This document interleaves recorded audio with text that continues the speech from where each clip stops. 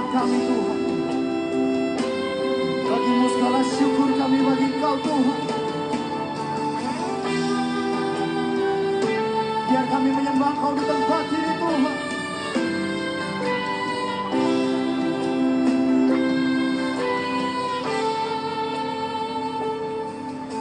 Biar Yesus telah mengibadi.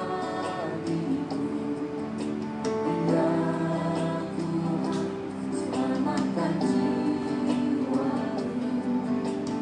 Bagi Dia jantung tak dapat ku balas kasih-Nya. Kau angkat setiap kami Tuhan. Dia angkatku jadi anak-Nya.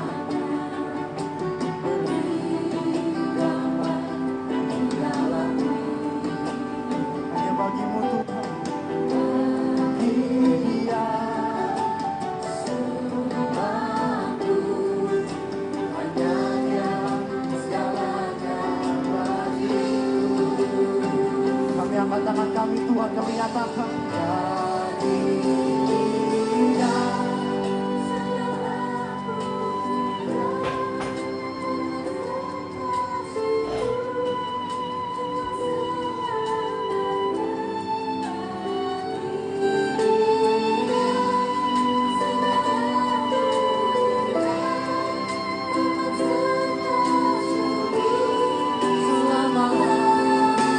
berikan tepuk tanganmu sorak-sorai yang meriah bagi Tuhan.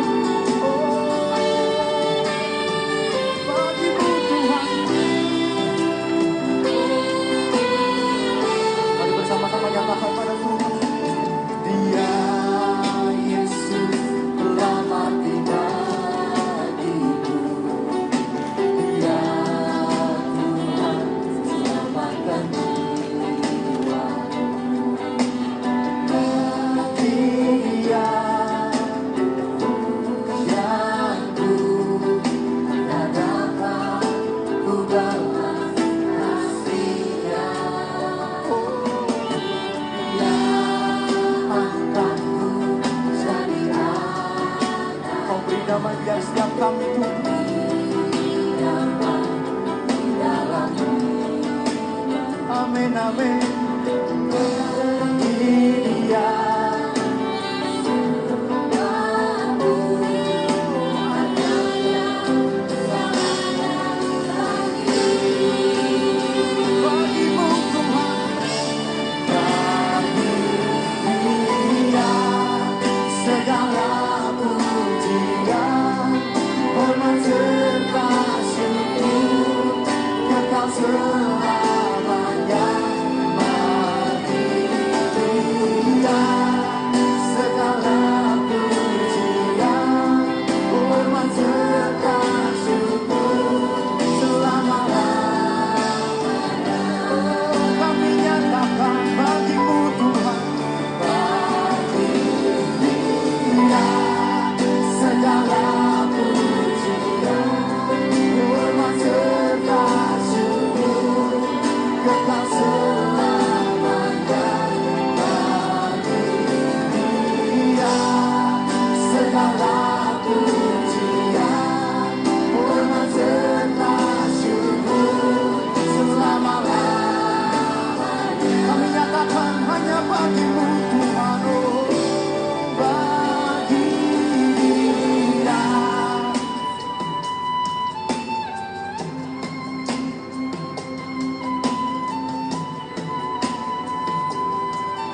Hanya bagimu Tuhan.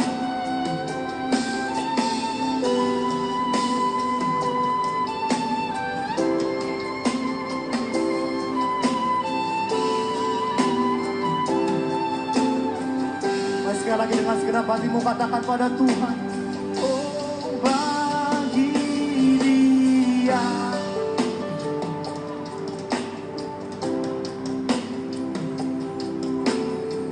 Amin, amin.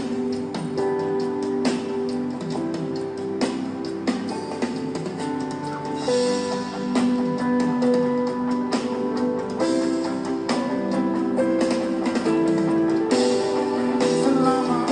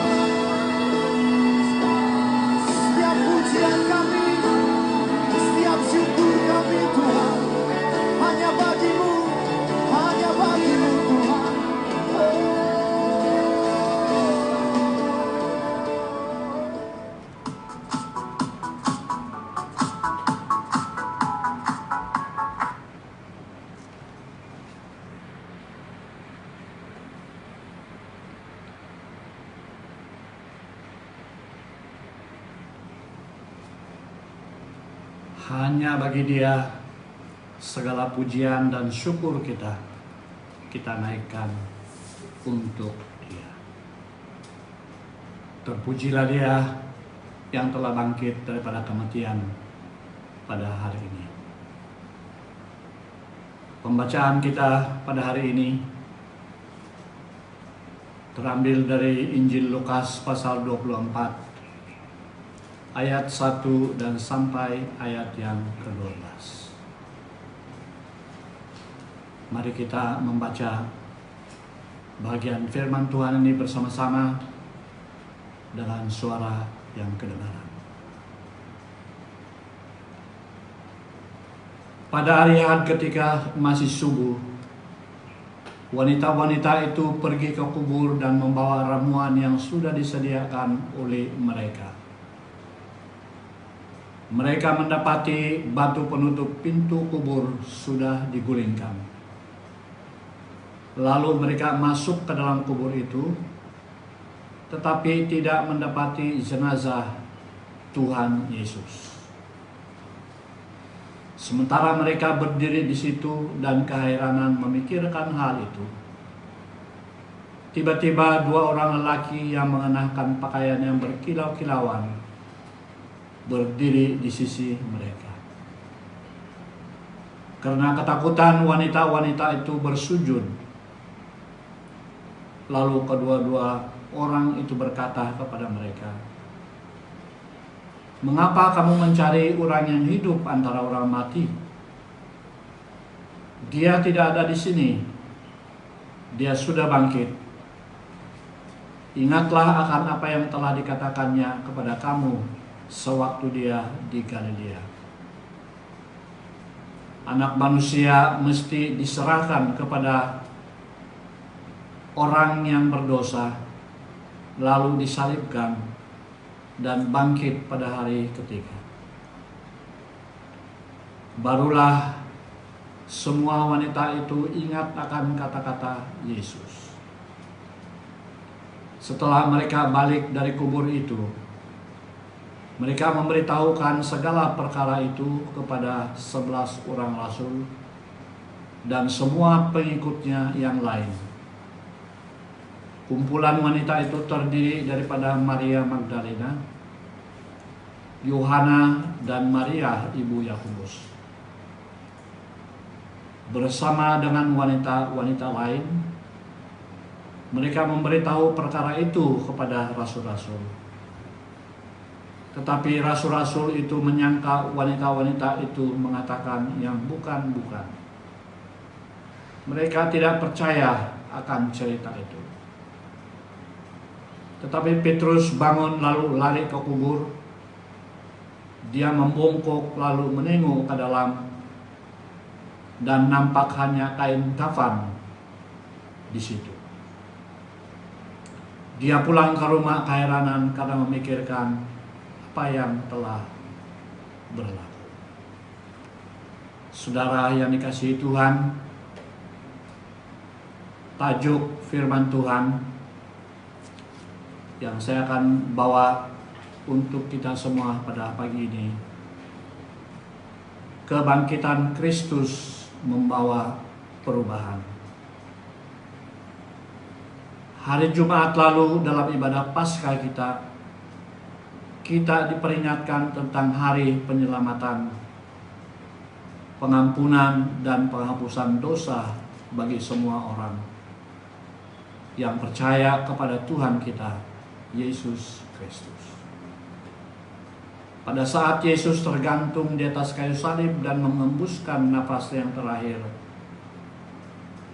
Alkitab menjelaskan bahwa tirai di rumah Tuhan terkoyak dari atas sampai ke bawah, menunjukkan bahwa sekarang semua orang percaya boleh datang langsung kepada Allah tanpa melalui perantaraan Imam Agung. Terpujilah Dia yang telah menganugerahkan kita semuanya kepada kita dengan percuma, tanpa syarat. Saudara yang saya kasihi, Hari ini adalah hari yang sangat indah bagi kita semua, karena terjadinya satu kehidupan yang baru pada diri orang-orang yang percaya,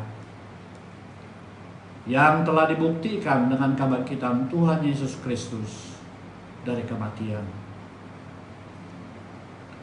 Kemuncak dari semua penderitaan, penganiayaan, fitnah, penyaliban, bahkan kematian yang dilakukan terhadap Yesus diakhiri dengan satu kejadian yang belum pernah terjadi dalam sejarah manusia, di mana dengan kuasa Allah Yesus dibangkitkan daripada kematian.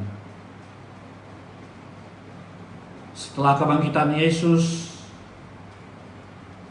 Dia menampakkan dirinya kepada individu dan kumpulan orang untuk membuktikan bahwa Dia benar-benar bangkit daripada kematian. Mari kita sama-sama imbas kembali kejadian-kejadian ini. Kitab Injil Markus mencatat bahwa 3 orang wanita, yaitu Maria Magdalena, Salome, dan ibu Yakobus, datang ke kubur tempat jenazah Yesus diletakkan pada awal pagi. Awal pagi hari ini 2000 tahun yang lalu. Mereka datang ke kubur dengan tujuan untuk melumuri jenazah Yesus dengan rempah-rempah yang mereka sediakan. Tetapi setelah sampai ke kuburan itu, mereka mendapati kubur itu kosong. Malaikat Tuhan menjelaskan bahwa orang yang mereka cari itu sesungguhnya sudah bangkit. Wanita-wanita itu keluar dari kubur dengan perasaan takut, tetapi bersukacita kembali ke Yerusalem untuk memberitahu rasul-rasul yang lain. Setelah mendengar dari wanita-wanita itu, Petrus bangun lalu lari ke kubur. Dia membongkok lalu melihat ke dalam dan nampak hanya kain kafan yang ada di situ. Untuk membuktikan kepada dunia bahwa Dia benar-benar sudah bangkit dari kematian, Yesus melakukan beberapa penampakan diri. Mula-mula kepada Maria Magdalena, yang mana 7 roh jahat pernah diusir daripadanya. Kita melihat peristiwa ini dalam Markus pasal 16 ayat 12 dan 13. Kemudian yang kedua kepada 11 orang pengikutnya pada hari Ahad itu juga. Ketika mereka berkumpul sedang makan di sebuah rumah di Yerusalem, karena ketakutan daripada penguasa Yahudi, pintu rumah dikunci. Namun demikian, Yesus tiba-tiba berdiri di tengah-tengah mereka dan mengatakan salam sejahtera, kemudian menunjukkan tangan dan rusuknya kepada mereka. Mereka percaya sambil bersukacita melihat Yesus. Dalam kejadian ini Yesus sekali lagi berkata, salam, damai sejahtera. Sebagaimana Bapa mengutus aku, demikian juga aku mengutus kamu. Kemudian Yesus menghembuskan nafasnya kepada mereka dan berkata, terimalah roh Allah. Sesiapa yang dosanya kamu ampunkan, orang itu diampunkan oleh Allah. Sesiapa yang dosanya tidak kamu ampunkan, orang itu tidak diampunkan oleh Allah. Kitab Injil Yohanes pasal 20 ayat 24 dan 29 mencatat bahwa Yesus juga menampak dirinya kepada Thomas yang menyembunyikan dirinya selama 1 minggu pada ketika Yesus ditangkap dan kemudian disalibkan. Walaupun diberitahu oleh pengikut yang lain bahwa Yesus sudah bangkit dari kematian, tetapi Thomas tidak mau percaya kecuali dia melihat bekas paku pada tangannya dan meletakkan tangannya pada rusuknya. 1 minggu kemudian setelah Yesus dibangkitkan, pengikut-pengikut Yesus bersama-sama Thomas berkumpul lagi di rumah yang sama di Yerusalem. Dengan semua pintu terkunci, tiba-tiba Yesus datang dan berdiri di tengah-tengah mereka dan berkata kepada Thomas, "Letakkanlah jarimu di sini dan lihatlah tanganku. Hulurkanlah tanganmu dan letakkanlah pada rusukku. Janganlah ragu-ragu lagi, tetapi percayalah." Thomas berkata kepada Yesus, "Ya Tuhan, ya Allahku." Tuhan Yesus berkata kepadanya, "Adakah kamu percaya karena kamu sudah melihat aku? Berbahagialah orang yang percaya meskipun belum melihat aku." Di Tasik Galilea, Tuhan Yesus menampakkan dirinya kepada 7 orang pengikutnya, yaitu Simon Petrus, Thomas, dan juga yang disebut si kembar, Nathanael, anak-anak Zebedeus, dan 2 pengikut yang lain. Menurut catatan dalam Injil Matius pasal 26 ayat 32, beberapa hari sebelum Yesus ditangkap, Tuhan Yesus berpesan bahwa dia akan menemui mereka di Galilea. Kemudian Yesus berkata kepada pengikut-pengikutnya, "Pada malam ini juga kamu semua akan lari meninggalkan aku. Karena dalam Alkitab tertulis, Allah akan membunuh gembala itu, lalu kawanan dombanya akan tercerai-berai. Tetapi setelah aku dibangkitkan semula, aku akan pergi ke Galilea terlebih dahulu daripada kamu." Lukas dan Markus memuatkan peristiwa di mana Yesus menampakkan dirinya kepada 2 orang pengikutnya dalam perjalanan pulang ke pekan yang bernama Emmaus. Kedua-dua penulis Injil ini mengisahkan bahwa sedang pengikut ini berjalan sambil menceritakan dan bertukar pendapat tentang apa yang sudah berlaku dengan Yesus di Yerusalem, tiba-tiba Tuhan Yesus menghampiri mereka dan berjalan bersama-sama mereka di sepanjang perjalanan. Tetapi mereka tidak mengenal Dia. Hanya setelah mereka tiba di pekan dan makan bersama-sama, barulah mereka sadar bahwa Dia itu Yesus. Dia makan bersama-sama mereka. Kemudian dia mengambil roti, mengucap syukur kepada Allah, lalu membagi roti itu dan memberikannya kepada mereka. Pada saat itu, mereka sadar bahwa orang itu adalah Yesus. Tapi Yesus lenyap dari pandangan mereka. Kedua-dua pengikut Yesus itu terus bangun lalu kembali ke Yerusalem dan memberitahu 11 orang rasul yang sedang berkumpul bersama-sama pengikut-pengikut yang lain. Mereka menerangkan apa yang berlaku di tengah-tengah jalan dan bagaimana mereka mengenali Yesus pada masa Dia membagi roti kepada mereka. Yang seterusnya,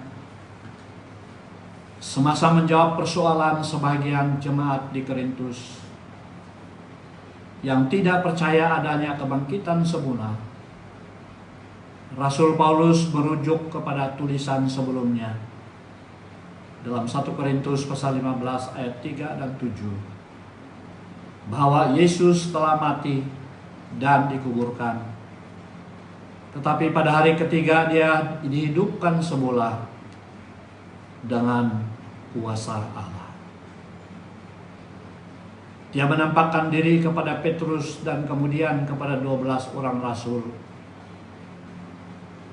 Seterusnya Paulus memberikan penambahan dari sumber tradisi yang lain dalam ayat 6 dan 7. Bahwa Yesus menampakkan diri kepada lebih dari 500 orang pengikutnya dalam satu masa yang sama.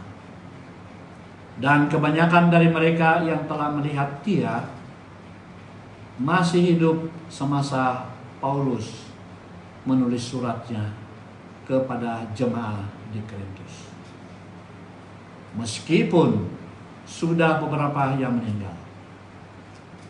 Penambahan ini Paulus letakkan dalam suratnya kepada jemaat di Korintus dengan tujuan untuk menegaskan dan memberikan bukti yang kukuh bahwa Yesus benar-benar bangkit dari kematian.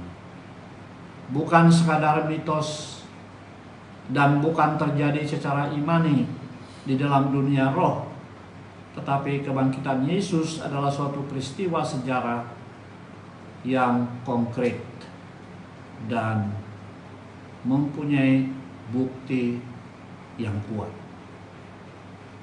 Kekristenan tidak mengajar iman yang buta, melainkan iman yang berdasarkan kepada kebenaran dan realiti. Untuk membuktikan karakteristik iman Kristen ini, Rasul Paulus banyak bergantung kepada saksi-saksi mata kebangkitan Yesus Kristus. Dalam konteks budaya pada zamannya, keberadaan saksi mata itu sangat-sangat penting untuk meneguhkan sesuatu perkara atau peristiwa, bahkan keperluan yang mutlak pada masa itu. Pada masa itu belum ditemukan alat perekam dan teknologi yang beraneka cara seperti yang ada sekarang.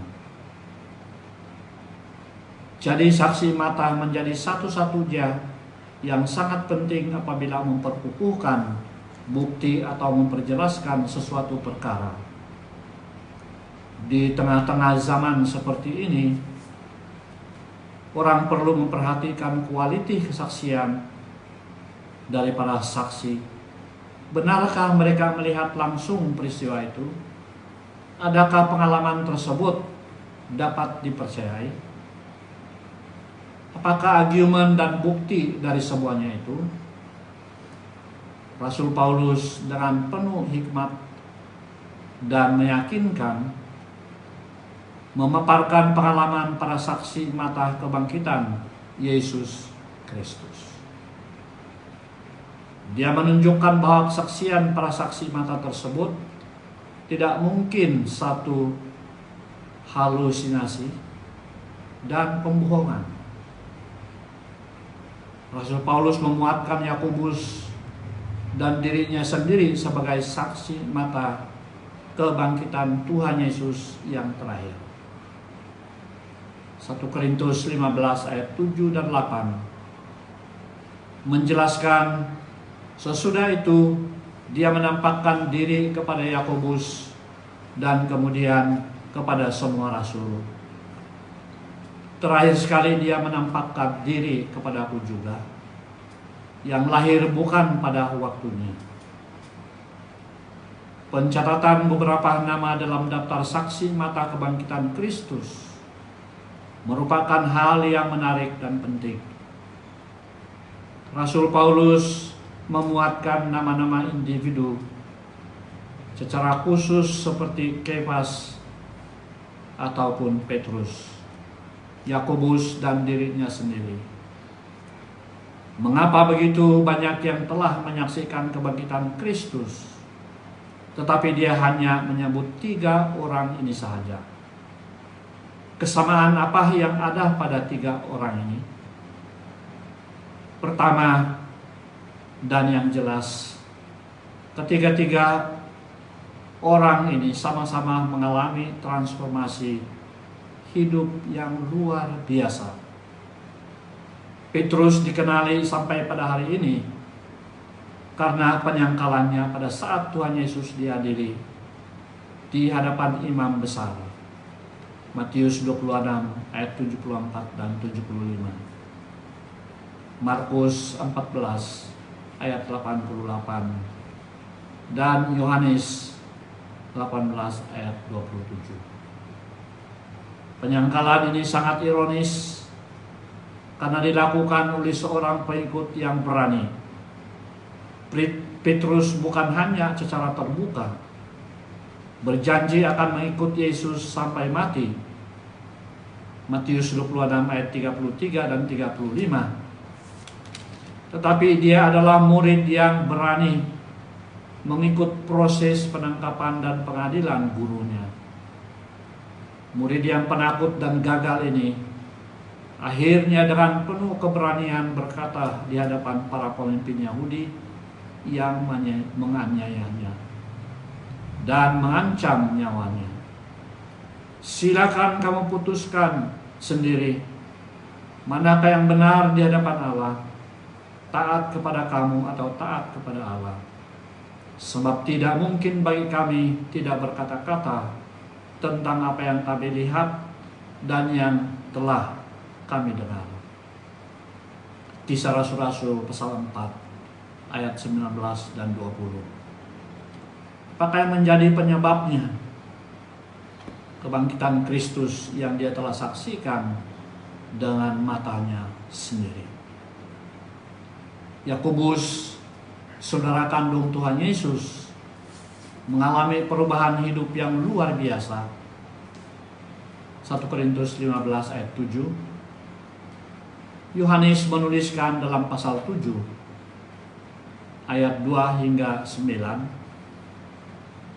bahwa Yakobus yang pada mulanya tidak percaya kepada Yesus, dalam Markus pasal 3 ayat 21 mencatatkan bahwa Yakobus termasuk orang yang menganggap Yesus sudah gila. Tetapi sesuatu telah terjadi pada Yakobus sehingga akhirnya dimuatkan dalam senarai pengikut yang mula-mula yang menunggu janji kedatangan Roh Kudus di Yerusalem. Kisah Rasul-Rasul pasal 1 ayat 13 dan 14. Peristiwa inilah yang menjadi dasar perubahan dalam hidup Yakobus.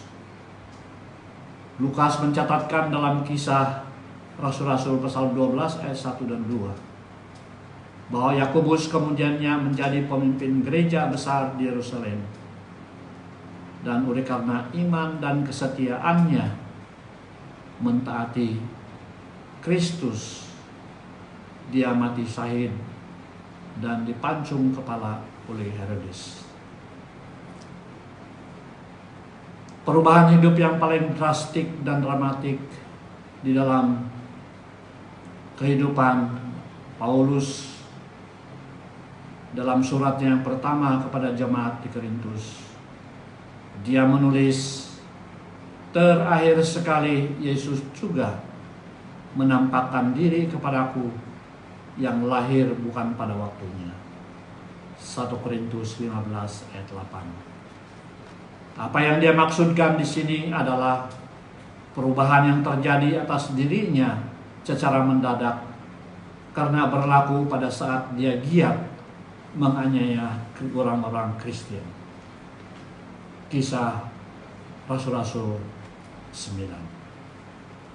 Seorang yang sangat memusuhi Tuhan Yesus Kristus berubah menjadi seorang hamba Tuhan yang taat dan setia.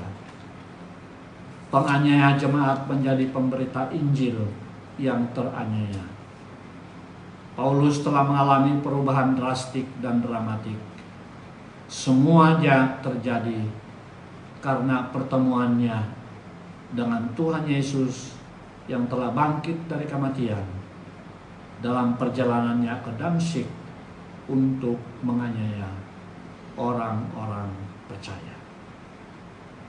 Saudara yang dikasihi Tuhan, kebangkitan Yesus dari kematian disaksikan banyak orang, individu, beberapa orang, puluhan orang, bahkan ratusan orang yang dipaparkan oleh penulis-penulis kitab Injil, dan Rasul Paulus menjadi bukti yang kukuh dan tidak meragukan lagi bahwa Yesus benar-benar bangkit dari kematian.